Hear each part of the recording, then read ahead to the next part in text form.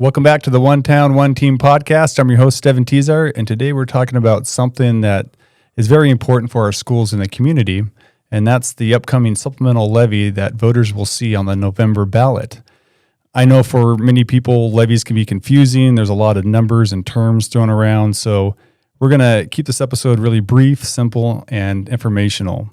I'm joined by Superintendent James Gilbert, who's here to walk us through what the levy actually means, where the money goes, and how it impacts taxpayers. So, James, welcome to the podcast. Thank you, Steven. I appreciate the opportunity to visit with you about our supplemental levy. Yeah.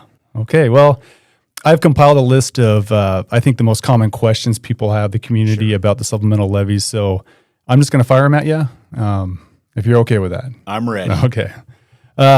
Let's start really basic here. What exactly is a supplemental levy, and why do districts like ours, why do they need them? Sure. So a supplemental levy is a funding mechanism that is available to school districts that is levied against the taxpayers in your school district. And so for us, that's a little different than the boundaries of Elmore County. It's the boundaries of the Mountain Home School District. And that levy is designed to pay for needs that a district has that are above and beyond funding that comes from the state of Idaho. And so currently right now, our supplemental levy we've had in place for, I want to say it's going on, 10 or 12 years that we've had a supplemental levy, and we've been very consistent with trying to keep that cost to the taxpayer down, at the same time making sure that our schools are funded adequately so that our programs are not impacted negatively. And just to clarify too, a lot of people always confuse bonds with supplemental levies. And like you said, this is just a continuation of what we have in place. I always tell people bonds are to build schools. Yes. And supplemental levy, like you explained, kind of helps fund districts that goes above and beyond of what the state does not reimburse. Correct. So there's three different types of taxation bonds/levies that districts can utilize. One's just a bond, which has to be used for new buildings or renovations. There's a plant facility levy that has to be used for the physical plant of the building. And then the supplemental levy is the mechanism that gives the greatest flexibility with those funds and can be used really for any identified need that a district has. And so in our district, we haven't had a bond on our tax logs since 2015. That's when the bond for Mountain Home Junior High expired. We haven't had a plant facility bond plant facility levy on our tax log for quite a few years. I believe the last time was when we had the repairs that needed to be done at the Hacker roof. So really, when you look at your tax statement, Mountain Home is very unique in that we don't have a lot of county taxation that goes towards school compared to the vast majority of districts. It's the norm to have a bond on your tax statement every year, and it's not uncommon to have a plant facility levy on there as well. But we've tried to be very conscientious of how that impacts our community and our taxpayers, and so we really only focus on the taxation that's needed to keep our operations going without having to significantly impact programs that we have for students. Right. Now, are these supplemental levies like what we're trying to run here, are they pretty common across the state? Yeah, they're very common. So currently, 77 out of 115 traditional public school districts have supplemental levies that their taxpayers have helped fund, and so it's not uncommon at all.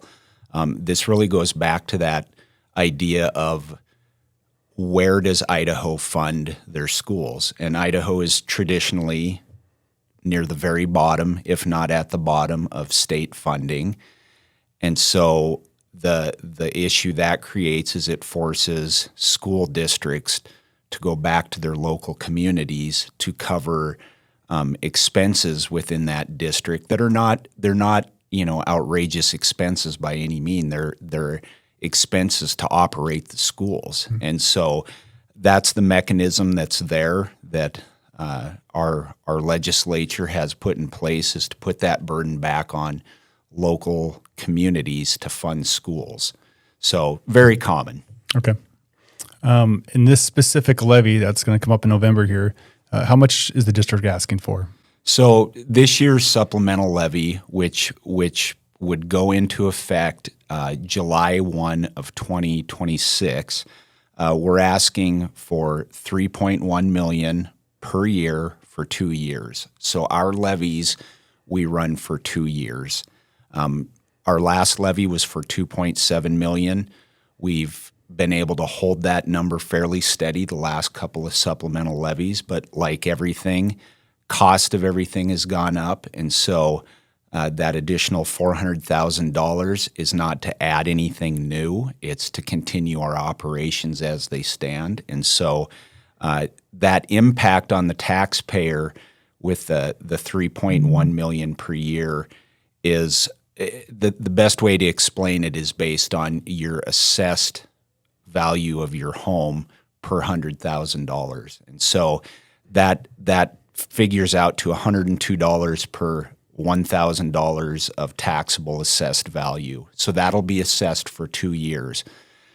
Now, with that said, we've got some legislative mechanisms that have gone in place to offer relief to local taxpayers. A couple years ago, the legislature passed House Bill 521 that created the School Facilities Fund, and this really was also a product of House Bill 292. And what these bills in coordination do is they send money to the school district to offset county taxes with it. And so the best I can explain it, Steven, is our $2.7 million levy that we currently have on is being offset by the $3.1 million we will receive this year for the School Facilities Fund. So on an individual's tax statement, there's a line item on there that says something like savings provided by the School Facilities Fund. So I know on my tax statement, when I look at that, what comes up is there really isn't a cost to it.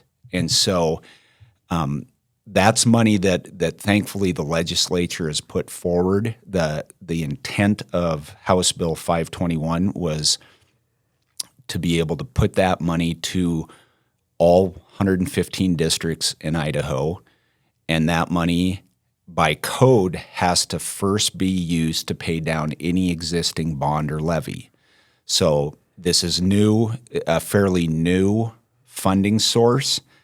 And so if you go back through the history of our levies, there was a time on your assessment that it showed our supplemental levy as having that impact on your tax statement, whereas this year when you get your tax statement, you're going to see on there a dramatic decrease in your taxes on school supplementals. But with that said, one of the requirements is we still have to state what that would be without the School Facilities Fund. So that number, again, is $102 per $100,000. This year, we're receiving $3.1 million from the School Facilities Fund to offset the current supplemental levy. If a community doesn't have a bond or levy, that money has to go directly into school maintenance. So it's a little different that if you don't have a bond or levy, then that money is very specifically targeted at school maintenance or school building. And so for us, that money helps offset a supplemental levy that gives us greater flexibility with that state funding to use in areas that we need to operate the day-to-day operations of schools. Not saying that we don't need money to build new schools and those kind of things, but right now it's critical that we continue with the operations as is. So just kind of recapping what you said, Idaho House Bill 521, if the levy passes, it has to pass in order for it to be kind of a tax relief for the taxpayers. Correct. Okay. All right. So just to be clear, even if this levy passes, taxpayers are actually going to be paying less than they were before because of the state funding. Yeah, and so it's kind of this weird requirement with it is, again, any mass communication we do with the community, we have to just restate that this is what the tax implication is minus school facilities fund. And so, again, it's $102 per 100,000 of assessed value. That's that portion of it. But we will also have tax relief in the form of $3.1 million to go towards paying levies or bonds in our district. Yeah, and I appreciate that because I know that school districts or counties, they cannot put that on the actual ballot. That information which you just shared about House Bill 521, so it's really nice that you explain that. It's unfortunate we can't put that explanation on the ballot somehow, but that's why we're doing this podcast here, right, to get that information out. So. No, thanks for that. Appreciate it. Now, contingency plan, let's say if the levy doesn't pass, what's the next steps for the district? So if the levy doesn't pass, we begin our budget building process in April. And so one of the things we'll look at is how do we eliminate $3.1 million of expense in our current budget? And so really this goes back to what does that levy pay for? And so by code, you have to be very specific about what a supplemental levy will pay for.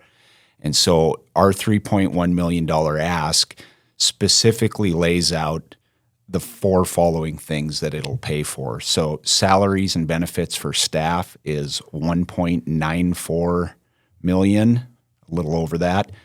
Contracted services for student needs is $337,300. Student athletics funding is $430,700, and student transportation is $391,100. So let's kind of dive into some of that because I know there's probably questions. The salary and benefits is easy to understand. So to put it into perspective, that's about 19 teaching positions in our district. Okay, so that will have to be addressed if it doesn't pass. The contracted services are services that we are required by federal law to provide for students, special needs students. And so part of the thing the public needs to know is with special ed, we do receive federal funding, but we only receive about $900,000 in special ed funding, and we have about $3 million in mandatory expense for those IEPs that we provide. So part of what this will do is help fund those required services that we might have to contract out for. And so you think of things like speech pathologists, those kind of services that we don't have staff to provide those services. So that's the big one. Student athletics funding. This is always an interesting one. The state does not fund athletics in any way or form for any school district, but you are expected as a school district to provide those opportunities, which we absolutely need to provide. Those are opportunities that quite honestly keep a lot of kids in school. And so we're asking for some help in how those are funded. And then student transportation, when you see school buses driving around, the reality of it is the state only reimburses us for about 85% of our cost for student transportation. And so, again, that's an ask that's within this levy. And so going back to your original question, Steven, what will we do? We will build a budget with $3.1 million in cuts.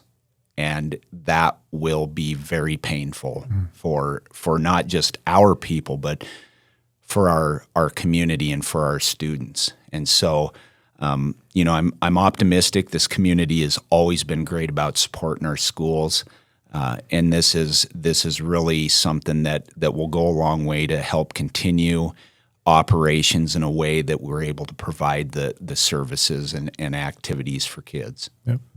And I appreciate the detailed, stuff that goes into, because a lot of people don't know how much money goes into operations and even when we talk about athletics and everything like that, because, this isn't just a Mountain Home thing. This is why 77 school districts out of 115 traditional schools are running supplemental levies, is to pay these things off. Yeah, absolutely. And I think one of the, our biggest ask there is the salaries and benefits piece.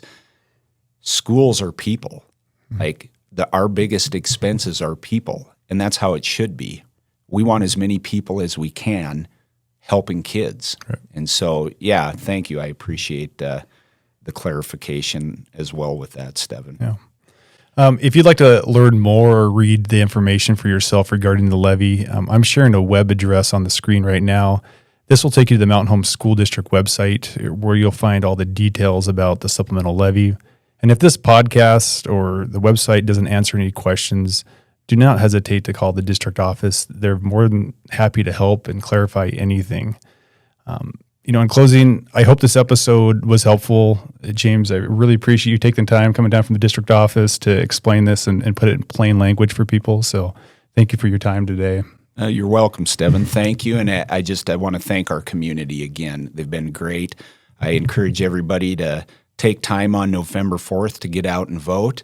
There's more than just the school supplemental levy on the election. And I just think it's critical that we, as a community, make our voices heard.